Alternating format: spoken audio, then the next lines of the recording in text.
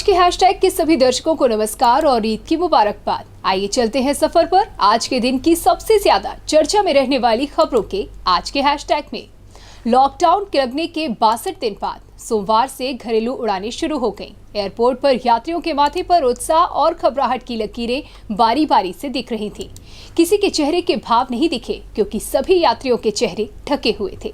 ज्यादातर PPE kit भी पहने हुए थे। इससे ये पहचान में नहीं आ रहा था कि कौन यात्री है और कौन एयरपोर्ट स्टाफ या क्रू मेंबर। 2 माह के लंबे लॉकडाउन के बाद सोमवार से देश भर में घरेलू विमान सेवा की शुरुआत हो गई है। इंदिरा गांधी इंटरनेशनल एयरपोर्ट से आज कुल 243 उड़ानों का संचालन किया जाना है, जिसमें से 118 आने वाली हैं, तो वहीं 125 यहां से जाने वाली उड़ानें हैं। इन उड़ानों में मुंबई और कोलकाता आदि की कुल 82 उड़ानें रद्द कर दी गई हैं। बता दें कि एयरपोर्ट अथॉरिटी ऑफ इंडिया ने पहले ही सभी एयरपोर्ट के लिए स्टैंडर्ड ऑपरेटिंग प्रोटोकॉल जारी कर दिया था, ताकि कुछ सावधानियों और नियमों का सख्ती से पालन किया जा सके। वहीं केंद्रीय स्वास्थ्य मंत्रालय की ओर से गाइडलाइन में जारी कर दिया गया और सलाह दी गई कि नोवेल कोरोना वायरस के लक्षण होने पर किसी भी यात्री को एयरपोर्ट में एंट्री न दी जाए। पहले ही दिन राष्ट्रीय राजधानी के इंदिरा गांधी इंटरनेशनल एयरपोर्ट से आज रवाना होने वाली कुल 243 फ्लाइटों में से 82 फ्लाइट्स रद्द कर दी गई। इसे लेकर यात्रियों के बीच गुस्सा है। इन्होंने शिकायत की कि बिना किसी तरह की पूर्व सूचना के ही एयरलाइनों ने फ्लाइट्स को रद्द किया। And got here and now they suddenly say that it's got cancelled. Then we came here, we tried to get a boarding pass scanned and it said that it was cancelled, boarding is cancelled. They told us to go talk to Air India, the place over here, and they simply said that the flight is cancelled and that you can apply for a refund to get a full refund and there's nothing else they can do. इसी क्रम में राज्य सरकार से quarantine के मुद्दे पर सहमति नहीं बन पाने के कारण बंगाल और आंध्र प्रदेश की उड़ानें मंगलवार से चलेंगी। एयरपोर्ट अथॉरिटी ऑफ इंडिया ने पहले ही सभी एयरपोर्ट के लिए एसओपी जारी कर दिया था, जिसके तहत कुछ सावधानियों और नियमों का सख्ती से पालन करने को कहा गया। एसओपीएस के अनुसार एयरपोर्ट को हर साल की तैयारी के लिए पहले ही आगाह कर दिया गया। इसमें कहा गया कि यात्रियों के बैठने की व्यवस्था इस तरह सुनिश्चित कराई जाए ताकि शारीरिक दूरी का पालन हो सके। इसके लिए यात्रियों के बीच एक कुर्सी रखी गई, जिस पर उचित तरीके से मार्कर या टेप आदि लगाया गया। तमाम यात्रियों को उनके फोन पर अनिवार्य रूप से आरोग्य सेतु ऐप रखने को भी कहा गया। इसके अलावा चेक इन काउंटर्स पर भी ऐसी व्यवस्था की गई कि वहां भीड़ न जमा हो सके। एयरपोर्ट स्टाफ को पर्सनल प्रोटेक्शन किट यानी कि पीपीई, फेस मास्क, सैनिटाइजर आदि की सुविधाएं भी मुहैया कराई गई। रमजान उल मुबारक महीने का 30वां रोजा रविवार को रोजेदारों ने मुकम्मल किया। इसके साथ ही ईद के चांद का दीदार भी हो गया है। देश भर में सोमवार को ईद उल फितर का त्योहार मनाया गया। ईद उल फितर का त्योहार बड़े ही धूमधाम से मनाया जाता है। हालांकि इस बार कोरोना वायरस के प्रकोप से बचने के लिए जारी रखे गए लॉकडाउन में सभी ने अपने घरों में ही इस पर्व को मनाया। इस्लामिक कैलेंडर के मुताबिक साल में सबसे पहले जो ईद आती है उसे ईद उल फितर या मीठी ईद कहा जाता है। इसमें सेवइयों वाली ईद भी कहा जाता है। ईद उल फितर का त्योहार बड़े ही धूमधाम से मनाया जाता है। हालांकि इस बार कोरोना वायरस के प्रकोप से बचने के लिए जारी रखे गए लॉकडाउन में सभी ने अपने घरों में ही इस पर्व को मनाया। ईद की पूर्व संध्या पर राष्ट्रपति रामनाथ कोविंद, उपराष्ट्रपति एम वेंकैया नायडू ने देशवासियों को इस पर्व के लिए बधाई दी। राष्ट्रपति कोविंद ने अपने संदेश में लोगों से कहा कि सामाजिक दूरी के नियम का पालन करने का संकल्प लें और कोरोना वायरस की चुनौती से जल्द पार पाने व सुरक्षित रहने के लिए अन्य सभी एहतियात बरतें। उपराष्ट्रपति वेंकैया नायडू ने कामना की ईद उल फितर से जुड़े महान आदर्श हमारे जीवन में स्वास्थ्य, शांति, समृद्धि और सद्भाव लेकर आए। वहीं इस बार कोरोना वायरस और लॉकडाउन के चलते ईद की पूर्व संध्या पर रौनक दिखाई नहीं दे रही है। भारत कोविड-19 की महामारी से सबसे ज्यादा प्रभावित होने वाले देशों की सूची में 10वें नंबर पर आ गया है। संभव है कि आने वाले दिनों में भारत 10वें नंबर से और ऊपर आए। भारत में कोविड-19 पर काम करने वाले शोधकर्ताओं का कहना है कि जुलाई तक भारत में कुछ लाख मामले बढ़ सकते हैं। देखते हैं एक रिपोर्ट।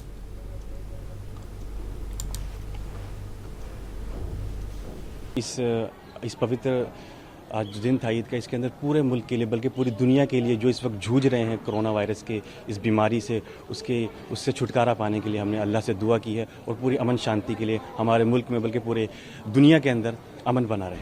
अपील की गई है कि लोग घर पे ही रह के नमाज़ पढ़ें, बाहर ना निकलें और ईद की खुशियाँ घर में ही मनाएं।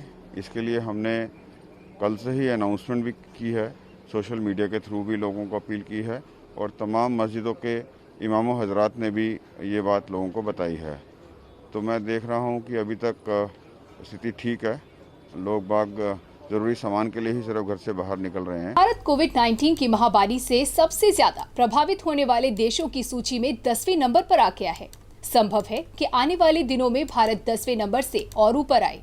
भारत में कोविड-19 पर काम करने वाले शोधकर्ताओं का कहना है कि जुलाई तक भारत में कुछ लाख मामले बढ़ सकते हैं। देखते हैं एक रिपोर्ट। भारत में कोविड-19 पर काम करने वाले शोधकर्ताओं का कहना है कि जुलाई तक भारत में कुछ लाख मामले बढ़ सकते हैं। जॉन्स हॉपकिंस यूनिवर्सिटी के आंकड़ों की माने तो भारत में कोरोना वायरस के संक्रमण के 1,38,536 मामले अब तक दर्ज किए जा चुके हैं। संक्रमण के मामलों की संख्या के लिहाज से इस लिस्ट में सबसे ऊपर अमेरिका है, फिर ब्राजील, रूस, Britain, Spain, Italy, France, Germany और तुर्की के नाम हैं। ताज़ा आंकड़ों के मुताबिक भारत में कोविड-19 की महामारी ने 4,024 लोगों की जान ले ली है। सरकारी आंकड़े बताते हैं कि दुनिया की दूसरी सबसे बड़ी आबादी वाले देश में कोरोना वायरस के संक्रमण के मामले हर 13 दिन में दोगुने हो रहे हैं। अब सरकार ने भी लॉकडाउन से जुड़ी पाबंदियों में ढील देनी शुरू कर दी है, इसलिए इस वायरस के थोड़ा और बढ़ने की आशंका जताई जा रही है। रॉयटर्स ने इस बारे में यूनिवर्सिटी ऑफ मिशिगन में बायो स्टैटिस्टिक्स और महामारी रोग विशेषज्ञ प्रोफेसर भ्रमर मुखर्जी से बातचीत की। प्रोफेसर मुखर्जी का कहना है कि भारत में संक्रमण के मामलों का बढ़ना अभी कम नहीं हुआ है।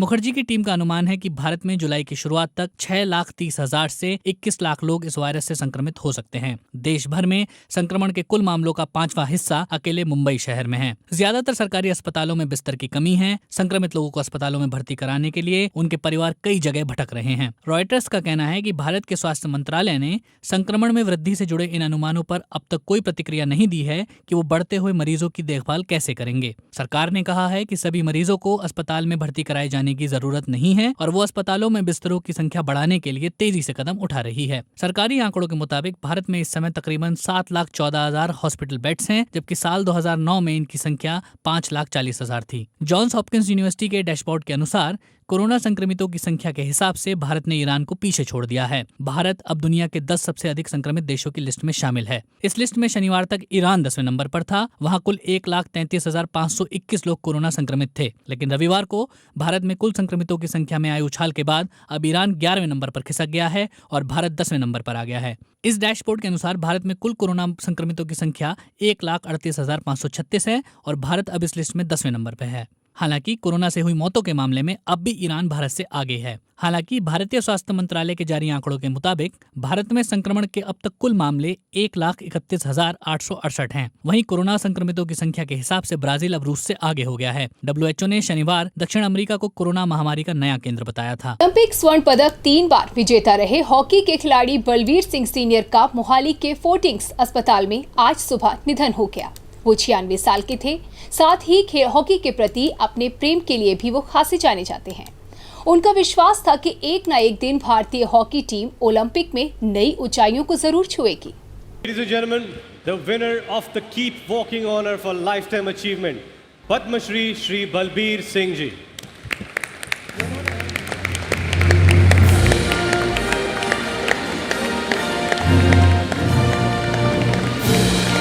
भारतीय हॉकी के स्वर्णिम दौर के सबसे मजबूत स्तंभों में से रहे वरिष्ठ हॉकी खिलाड़ी बलवीर सिंह सीनियर का मोहाली के फोर्टिंग्स अस्पताल में आज सुबह निधन हो गया। वो 96 साल के थे। हॉकी के लिए उनका प्यार उम्र के आखिरी पड़ाव तक जस का तस रहा। भारतीय पुरुष और महिला हॉकी टीम का शायद ही कोई ऐसा मैच हो जो उन्होंने नहीं देखा हो और समय समय पर वो खिलाड़ियों का मार्गदर्शन भी करते थे। उनकी एकमात्र आखिरी इच्छा भारतीय टीम को ओलंपिक में नई ऊंचाइयां छूते देखने की थी। उन्हें यकीन था कि रियो में नाकामी के बाद भारत टोक्यो ओलंपिक में जरूर स्वर्ण पदक जीतेगा, लेकिन कोरोना वायरस महामारी के कारण ओलंपिक 1 साल के लिए टल गया। बीजिंग ओलंपिक 2008 में भारतीय टीम के क्वालिफाई नहीं कर पाने ने उन्हें आहत कर दिया था। वो 3 बार ओलंपिक स्वर्ण पदक विजेता भी रहे। 1948 के लंदन ओलंपिक, 1952 के हेलसिंकी और 1956 के मेलबर्न में स्वर्ण जीतने वाले बलवीर सीनियर 1975 में एकमात्र विश्व कप जीतने वाली भारतीय टीम के मैनेजर थे। उनके चंडीगढ़ के घर में प्रवेश करते ही दीवारों पर सजे उनके प्रशस्ति पत्र, शेल्फ में रखी ट्रॉफियां और तस्वीरें उनके स्वर्णिम दौर और भारतीय हॉकी में उनकी कद की कहानी खुद ब खुद बयां कर देती हैं। उनके निधन पर विराट कोहली समेत तमाम खिलाड़ियों ने ट्वीट कर दुख जताया। विराट कोहली ने अपनी ट्वीट में कहा कि बलवीर सिंह सीनियर के निधन के बारे में सुनकर काफी दुखी हूं। इस शोक के समय में मेरे विचार और प्रार्थनाएं उनके परिवार के साथ हैं। देश में जानलेवा कोरोना वायरस का प्रकोप अब और ज्यादा तेजी से बढ़ने लगा है। हर दिन संक्रमित मरीजों की संख्या रिकॉर्ड तोड़कर स्तर पर पहुंच रही है। राजधानी दिल्ली में कोरोना वायरस के मामले 13,000 से ज्यादा हो चुके हैं। दिल्ली की स्वास्थ्य व्यवस्था को लेकर आज मुख्यमंत्री अरविंद केजरीवाल ने कहा कि राज्य में कोरोना के मरीज बढ़ रहे हैं, लेकिन स्थिति नियंत्रण में है। उन्होंने बताया कि अस्पताल में अभी भी हजारों बेड खाली हैं। आज एक हफ्ते के बाद मैं ये कह सकता हूँ कि स्थिति नियंत्रण में है और कोई भी घबराने वाली बात नहीं है। जब लॉकडाउन में ढील दी गई थी, हमें ये उम्मीद थी कि थोड़े से केसेस में बढ़ोतरी होगी। लॉकडाउन में ढील देने के बाद थोड़ी बढ़ोतरी हुई है, लेकिन चिंता की कोई बात नहीं है। मुझे चिंता तब होगी जब दो बातें अगर होंगी। एक तो ये कि अगर मौत का आंकड़ा बहुत तेज़ी से अगर बढ़ने लगेगा, जैसा मैं बार बार कहता रहा कि हमें कोरोना अभी कोई आज या कल में जाने वाला नहीं है, कोरोना तो रहेगा। अब अगर कोरोना होता रहे और लोग ठीक हो के अपने घर जाते रहें तो चिंता करने का कोई विषय नहीं है। तो एक तो ये कि मौत नहीं होनी चाहिए ज़्यादा। मौत के आंकड़े को हम कोशिश करके सबको बचा सकें, सब मौत के आंकड़े को कम से कम रख सकें। और दूसरा ये कि जो केसेस हो रहे हैं वो इतने गंभीर केस ना हों कि हमारा अस्पतालों का पूरा सिस्टम बैठ जाए, कोलैप्स कर जाए। अगर हमारे अस्पताल इतने मरीज आने लग गए कि हमारा अस्पताल बैठ जाएंगे, हमारे मान लीजिए बेड्स नहीं मिलेंगे, वेंटिलेटर नहीं मिलेंगे, ऑक्सीजन नहीं मिलेगी, अगर ऐसी स्थिति हो जाएगी तब चिंता का विषय होगा। कल तक दिल्ली में 13,418 केस थे। टोटल अभी तक पॉजिटिव केस 13,418 आए। इनमें से 6,540 ठीक हो गए और 6,617 अभी बीमार हैं। तो लगभग जितने ठीक हुए उतने ही बीमार हैं। लगभग 6,500 ठीक हो गए, 6,500 अभी बीमार हैं। मोटा मोटा 261 लोगों की मौत हो गई। आपके सामने मैं रखना चाहता हूं कि आज दिल्ली में अपने अस्पतालों का क्या स्टेटस है, जो कोरोना के अस्पताल हैं। कोरोना के जो सरकारी अस्पताल हैं उनमें 3,829 बेड हैं टोटल। सरकारी अस्पतालों में 3,829 बेड हैं, जिनमें 3,164 बेड्स में ऑक्सीजन अवेलेबल है। मैं बार बार ऑक्सीजन इसलिए बोल रहा हूं क्योंकि कोरोना की कोई दवाई नहीं है।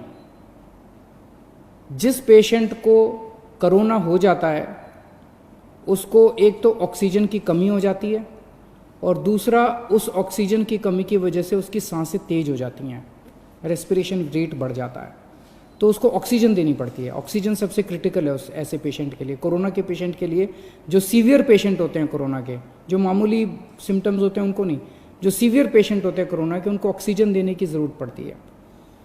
3,829 बेड सरकारी सिस्टम में हैं, उनमें से 3,164 बेड्स पे ऑक्सीजन है। उत्तर प्रदेश में लॉकडाउन की वजह से यूपी लौटे 25 लाख से ज्यादा कामगारों को उनके घर जनपद में ही रोजगार के अवसर उपलब्ध कराने के लिए योगी सरकार बड़ी तेजी से काम कर रही है। इसी क्रम में करीब 15 लाख कामगारों के स्किल मैपिंग का काम पूरा करवा लिया गया है। अब इनकी ट्रेनिंग करवाकर इन्हें रोजगार दिया जाएगा।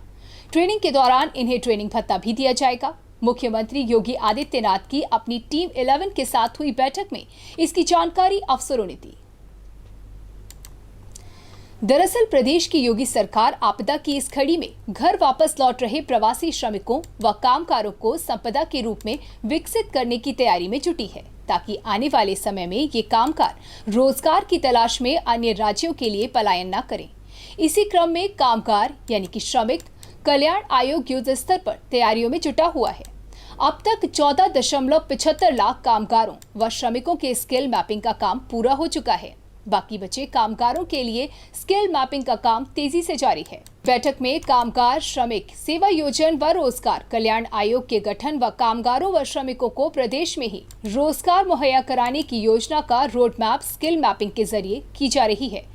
इतना ही नहीं, मुख्यमंत्री ने टीम 11 के साथ बैठक में ये भी निर्देश दिए कि जो मैन पावर तैयार किए जा रहे हैं उन्हें अन्य राज्यों में सोशल सिक्योरिटी की गारंटी पर ही अब मुहैया कराया जाएगा। तो इसी के साथ आज के हैशटैग में इतना ही। अगले एपिसोड में फिर हो जाएंगे हाजिर कुछ खास खबरों के साथ। तब तक के लिए दीजिए इजाजत। नमस्कार।